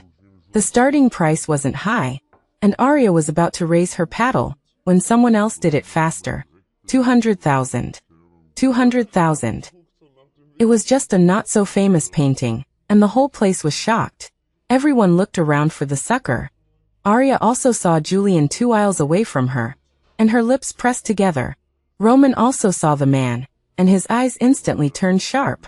With a bid of 200,000, naturally no one would raise the price again.